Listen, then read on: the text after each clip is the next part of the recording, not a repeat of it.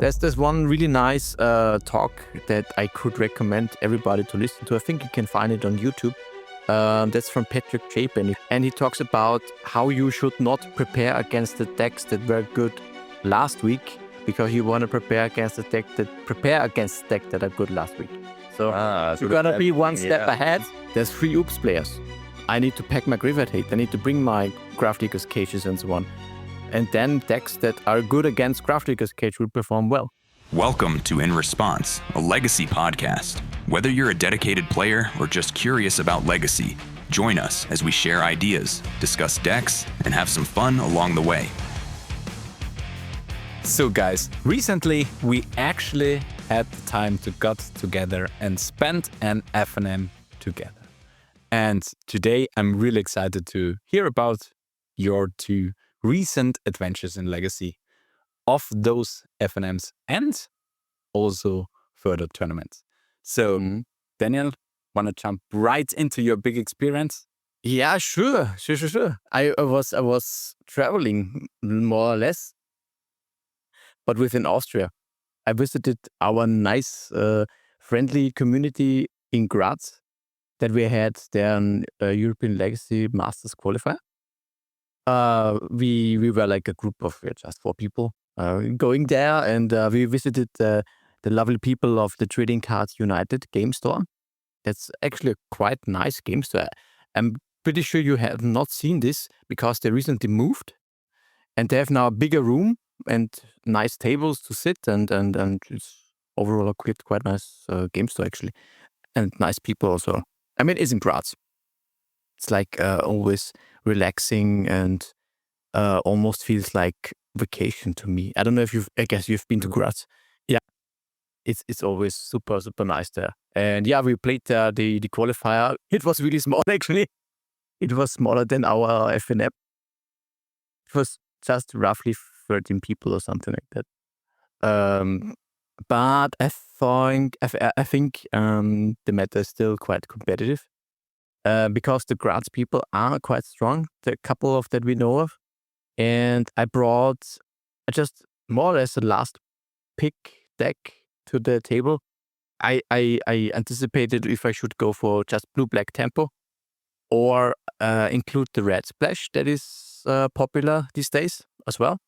And I went for the red splash just because I thought Pyroblast might be useful for this kind of tournament, and it turned out to be quite useful actually, for sure. And the good thing is that it was just 5 rounds, and I in the end made the finals of the tournament, which was, I didn't expect this actually, but I was like in the Swiss I had 4 wins and 1 loss, and then it came down to the last round, where I got to pair against a blue-black Reanimator player, just as you play these days, nothing special. And I asked him if he wanted to draw. I mean, he was like 2-2, I think, and I was 3-1. And with a draw, I was in the top 4 in that case. And yeah, he was like, okay, now should I do it or should I not do it? But then he said, no, okay, now let's play it out because it's fair. It's fair. You can just choose not to draw. But I won fair and square pretty easily actually. You want to draw? Okay, then I will crush you. Yeah, it was super nice. We kind of had a situation in the last game where we had both Tamiyos out and nobody had a removal for that. And I flipped her 1 turn earlier than him, and I ticked it up completely to 8, and he wanted to do the same. And I got to ulti my Tamiyo. He had a Bowmaster in response to that. But I had a push. Still had all these. Yeah. Then I drew half my deck, found a Pyroblast, blasted his Tamiyo, so he couldn't ulti. And then I had like half my deck in my hand, and yet nothing going on. So this was nice. An easy win. Yeah, this was the moment where I said, okay, the red splash is worth it. Otherwise, I think it would be interesting because if you have both sides optimating Tamiyos.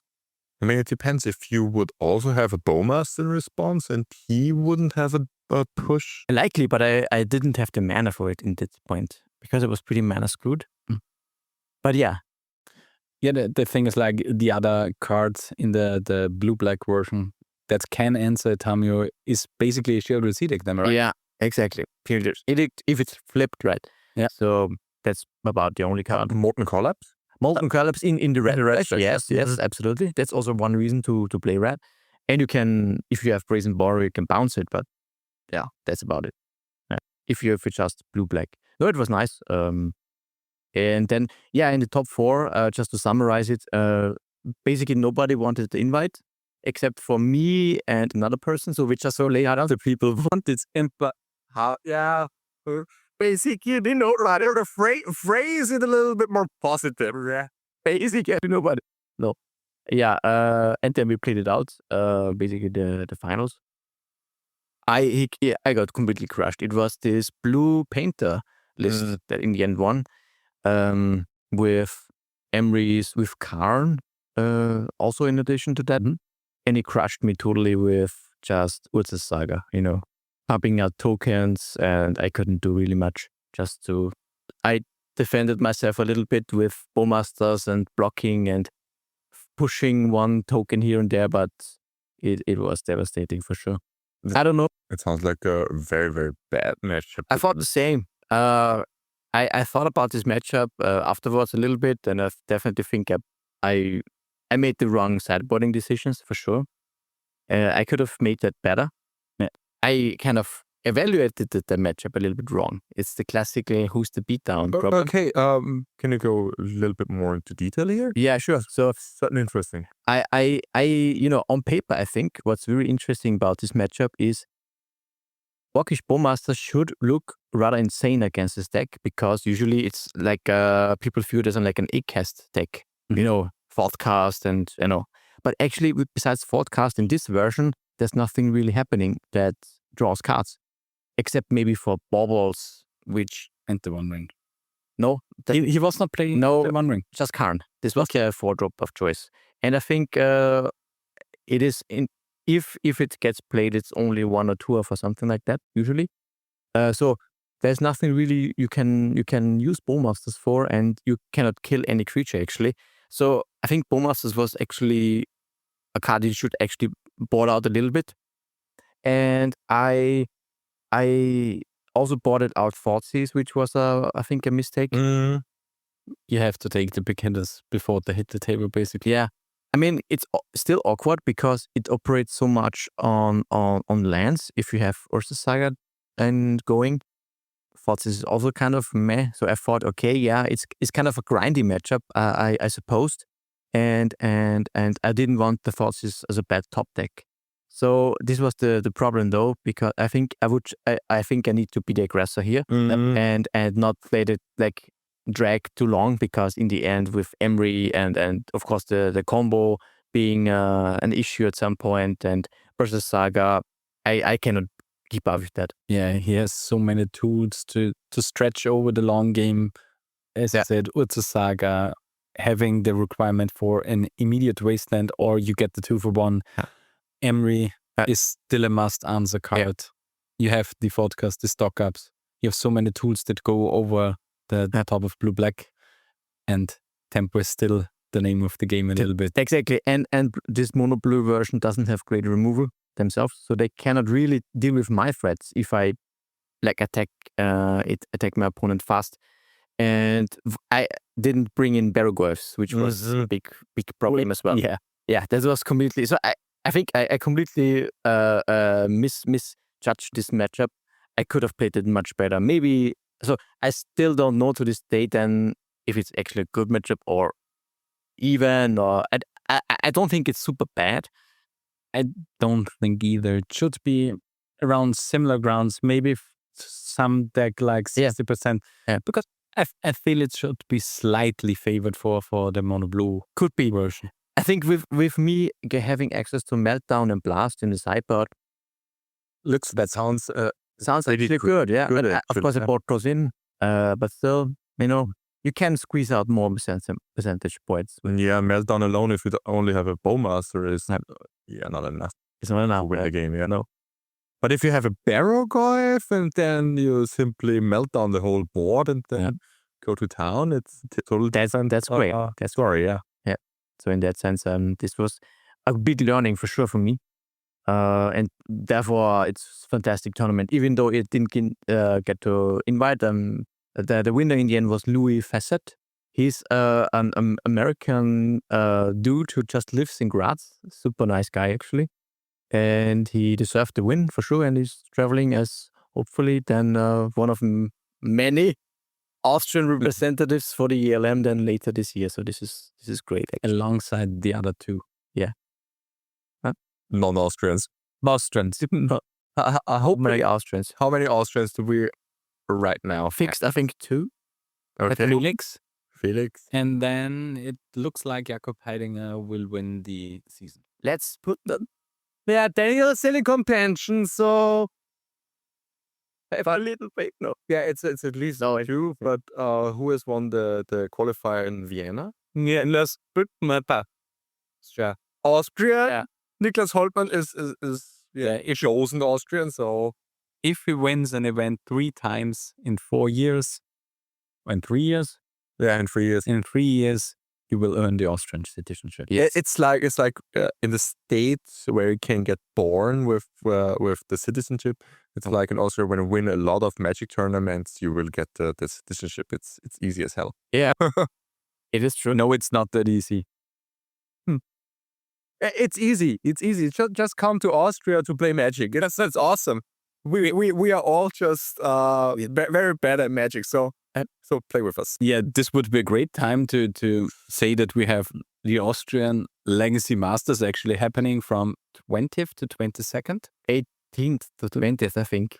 No. It's 20th? 20th to 22nd of June. Okay. So registrations are still open. We have some slots left. So go to Austrian. It's Magic Events.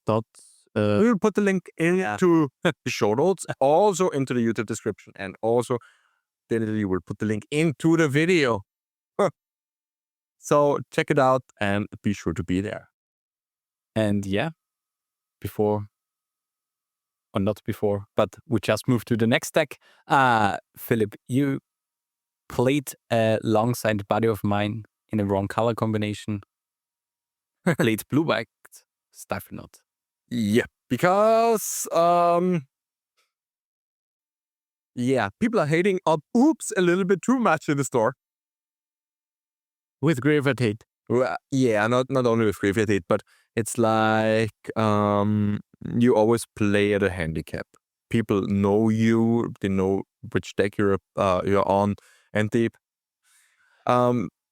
people tend to keep hands Sketchy, that are that's right. sketchy hands that are simply good against Oops. In a known meta if they know what you're on, and that can get kind of frustrating in the long run if they just keep hands with triple Force of Will and no land drop. It's like you won't ever keep this hand. It's like oh well, yeah, you're a control deck with Yorion. You won't keep. The chance that you have a playable hand with Force is already quite low, and then you proceed to don't make an end drop for 3 to 4 turns. It's like, was this really a good keep from your side? Was this really I can actually say some people that a real Magic game? No. And these things get kind of frustrating, so therefore I went along with a very, very nice looking Stiflenought list from I think they're called Herain on Yeah. I know this guy. And because we talked in the last episode about Stifle-less Dreadnought, because I don't really like the play style of Wasteland, Stifle, Daze. It's the Protect the Queen, Delver style. That's certainly not for me. I'm very, very Philipp doesn't bad. protect his queen. Yeah. No. I slam my queen. We got this on video for evidence. And I love that kind of deck with Ancient Tombs and Torpor Orbs because it wins from behind like a mid-range deck. And it was so great. It was so awesome to play it.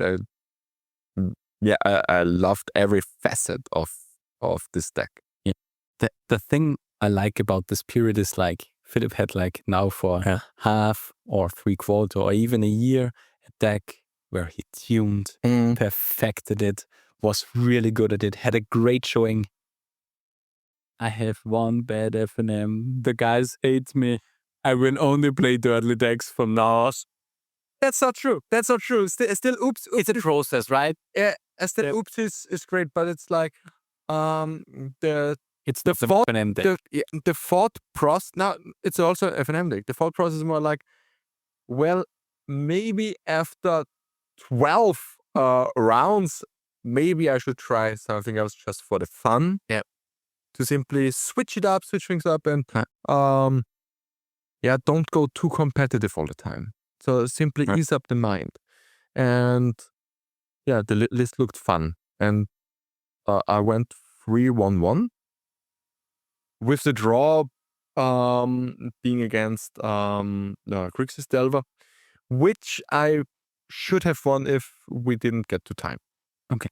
So I still had a lot of removal in my deck, and basically all I needed was 2 or 3 turns more, and it would be a game. But still 3-1-1 is an awesome showing, and it was really great that I had 2 times different Texas as my opponent.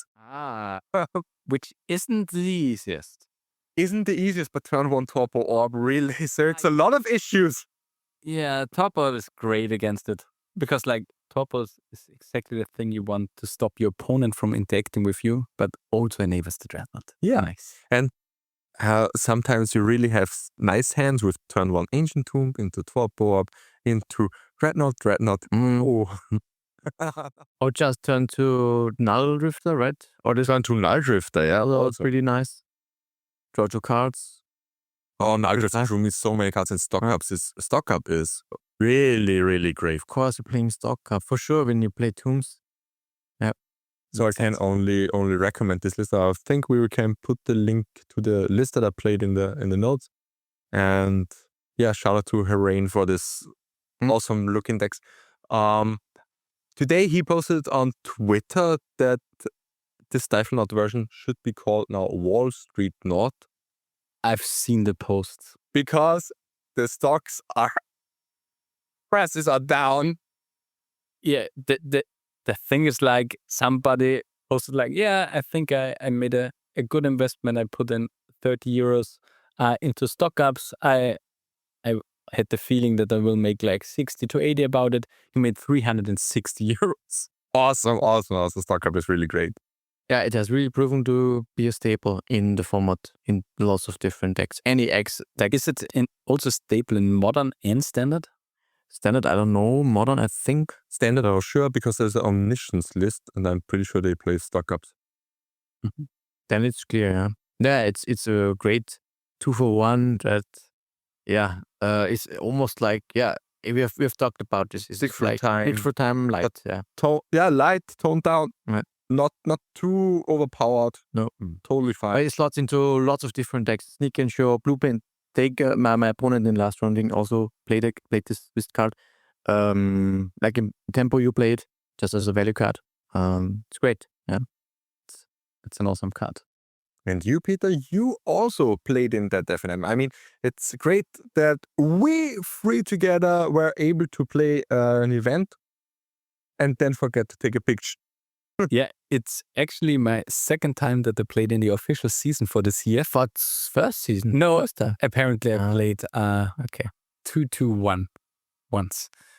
And I've had the pleasure to play Depths, Green-White Depths. It's a deck I picked up last year. I had a feeling that it's better positioned, and I like it currently more to play than Painter. Don't like mono blue? I'm missing a hell of a lot of cards for mono blue. I don't really think that well-done engineer is the point of the game currently. And I have the feeling that with acceleration and a more stable combo, I feel like, depth is a little bit better suited for the metagame, especially since it's usually good when tempo decks are on top and the combo decks, which is currently low. Kind of 50-50 with that, yeah. And was really awesome. I went 3-2. I had a really nice misplay in the first game, in the first turn for myself, against Gino. He was on show and tell. I had like 2 lands out and a Yamimaya. Very important Yamimaya out. And he cast a turn 2 show and tell, or even a turn 1. I think it was a turn 2. And I had an Elvish Reclaim and a Knight of the Reliquary in my hand. Okay. And I thought like, fuck, I don't have a forest out. The other card beside the Yamamaya was a basic plains. And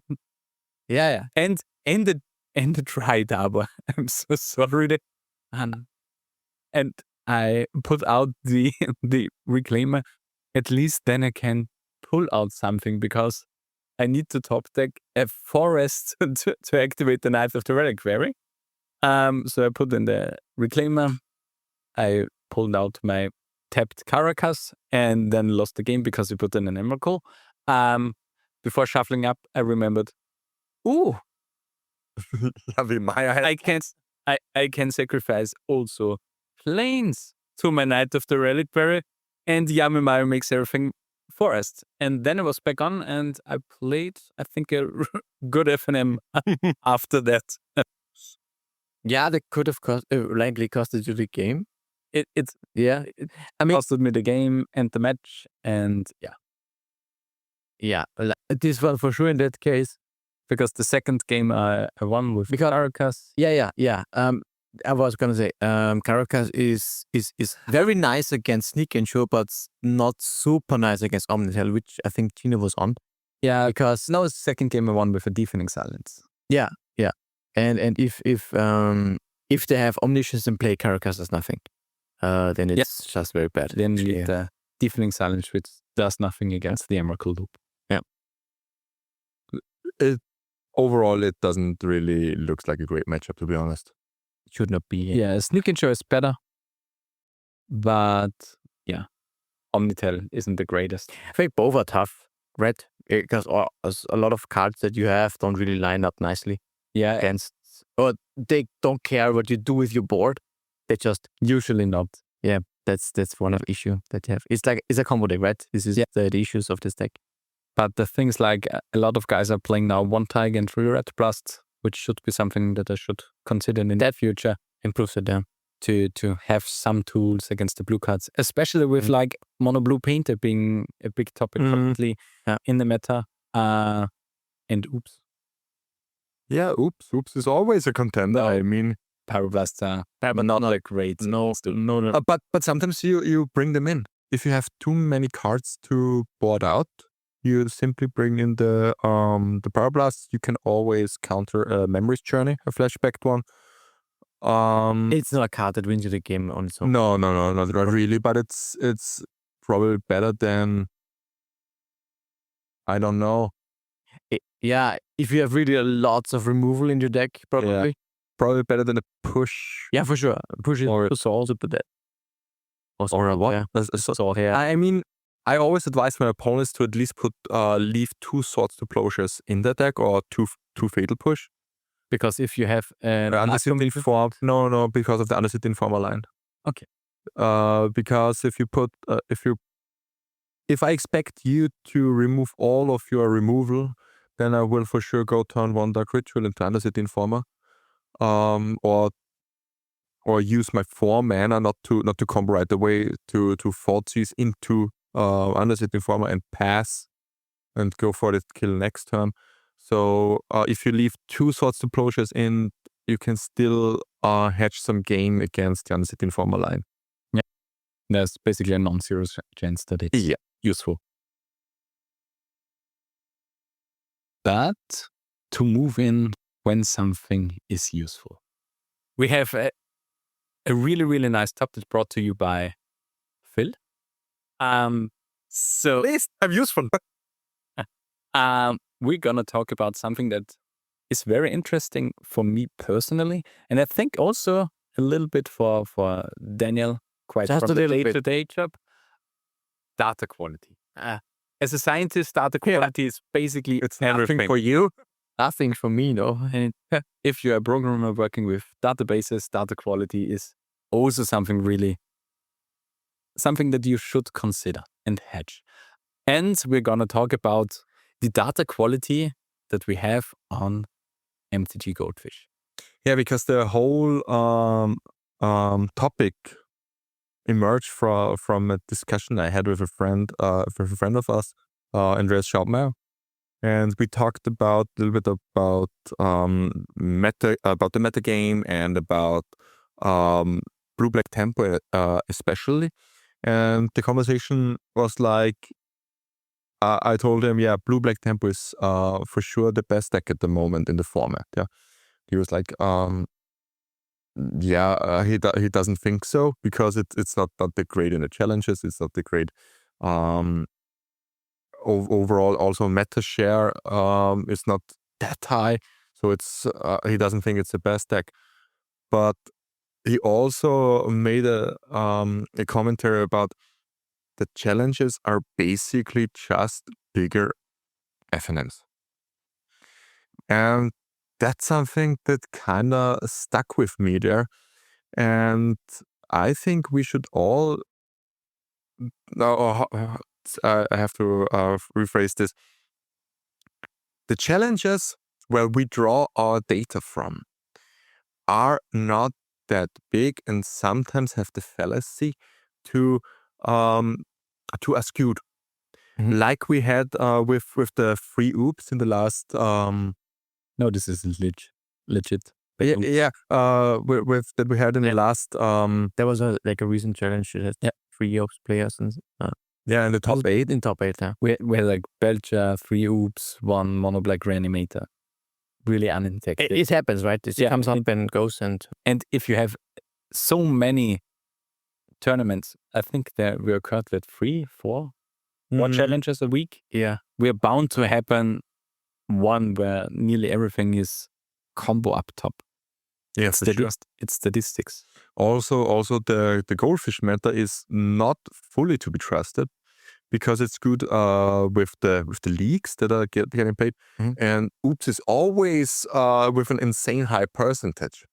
Yeah. And what I heard last week, I mean, okay, it's Reddit, it's not a real reliable source, but it's that people all over the world are playing MTGO maybe as a side job or also as a main breadwinner, basically. No.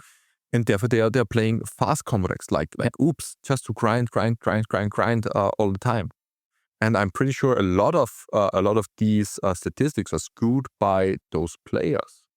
Yeah, I take it from here because this is a really, really great point, because as a grinder, as a side shop where you earn some money with the treasure chests and stuff like that, where every time the discussion comes out are mostly, as I said, the combo players. Because if you can finish a league in 50 minutes, or if you can finish a league in 1.5 hours, it really makes a difference. And there's a point I want to spin also to the challenges. If you're playing fast combo decks for the challenges, do you know what you can do? Double Q. Double Q. And so also the challenges are quite inflated with combo players, especially since the payout is now a little bit different. Yeah, I think I agree with that. I think what I can say to that is, on the other way around, control is famously unpopular in Magic Online overall. If you doesn't, in disregarding any meta game, if we have now a good control, a bad control, whatever. If you look at the last years, combo is always higher there compared to the paper meta game, where people enjoy much more the fair, nicer playing gameplay of Magic. Tempo is much more popular in paper and also control and grindier decks. Yeah, and for leagues, the resilience of the fast combo decks, because like Oops got way more consistent over the last 2 years, for example. That is true. Really made it difficult for like the fairer guys to play more. So I think like the player base for the fairer people basically decreased a lot. And as you mentioned, control, the shared clock is kind of the death sentence for control players on MTGO. It's really much more into the combo side. You get way too much frustrated when you lose against Oops on one with a Pact of Negation backup. You can't do anything against it. I mean, there are ways that you can work around, but I know what you want to say. It is the case, yeah. That time factor. I also think that to a big extent, and then if you pick up any game, like PC game or something like that, any software, and you pick up MTGO, I mean, is it really an enjoyable experience to look at this kind of software that is looking like it's from Windows 95 or something like that, and took up a couple of games? I mean, I'm pretty sure that if you play it, you want to play Magic, of course, but not because you like the software. Like, I kind of have the feeling that this is also a factor that people don't really, if you are a control player, you like to fumble with your cards, you like to interact with them, you have your bling, nice mana base, whatever. And on MTGO and online, come on, it doesn't look really great. So yeah. That's also certainly a factor, yeah. Yeah, and with Legacy being like the old community, or Magic, also kind of an old community, when people leave the community, stop playing MTGO, there aren't really that many potential players that will come to MTGO. The only big portion is like, sometimes when you're good enough, you can grind, but apparently it's like Oops or any other combo deck currently. And then is the dream for the mocks. But basically. Yeah, and what I want also, if you think further here, we don't get a real feel or a real statistics of which decks are the best, because it's also the online meta is also skewed. And the thing is, banning decisions will get made from MTGO. Primarily. I think the community like feedback has a factor that they Wizards said for sure also, and of course experience in paper events help, but they are super rare compared to MTGO for sure. Yeah, so it's predominantly MTGO based for sure. And therefore I'm a bit, because why I bring this whole up is like because of the ban talk of Oops. And because Oops has such a high meta share in online metas. If you go into a paper event, there are out of 100 people, 3 to 4 Oops players. It's because it's not super enjoyable in paper. You have to be a certain kind of guy to enjoy this. Yeah. I think usually that it's kind of the same side flipped, same coin flipped. If you think, okay, in paper it's super nice to play control, but it isn't really to play this kind of combo decks. Same with what was the case that took so long. There are like decks with KCI, this kind of decks. Running top. Yeah. Or maybe High Tide in Legacy, something like that. It's super boring to play in paper and super tedious. But on MTGO, you can just click everything through and it works for you and it's fine. It's really a different kind of food chain. Food chain in paper is fun, or Allure is fun, and then or Bomberman, and you simply can't play these decks on Modo. Those decks are basically soft banned, Yeah. So the meta will always differ between online or paper. It will, yeah. But the big part that we kind of wanted to highlight here is like the presentation of the online meta currently looks far worse than it should actually be. That's the thing. And we all agree that combo is overrepresented online because of like the environmental aspects with grinding. Because it's fast, you can do more stuff with it. The clock isn't an issue. but that doesn't really change that Tempo and other of those archetypes are still prominent in the online meta, is still played. But yeah, combo won't be that big of a part in the paper meta game. And control will always be here because Italy, we have still Italian people.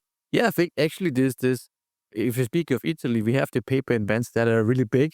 Yeah. We have the Elm soon. We have Eternal Weekend hopefully this year as well. So these will be the events that we kind of really should look to when it comes to paper magic and meta game, and to look into what decks are performing there well and what don't. I'm pretty sure that Blue-Black Tempo will be all the way. Yeah. It's also a favorite of the Italian meta game for sure, for example. It is really fun because you posted on Twitter you're running Graz. Yes. And Maluturi reran really instant 5-0. 5-0, yeah. It was super nice. Yeah. He was kind of off magic, I think, from what I got, and then he just maybe I should try this one. Yeah. Mr. Daniel Pernosh. Yeah, I'm gonna run a league with it. Greatest deck builder of all time. Well, I changed 2 cards. It's Delver. Without Delver? Yeah, I think I changed 1 card from the list that I had on there. But it's okay. Nice. So, yeah. And this is something that we can take away from Daniel's. It's basically not to harness your results, but it was kind of a tournament report from that you read on the internet.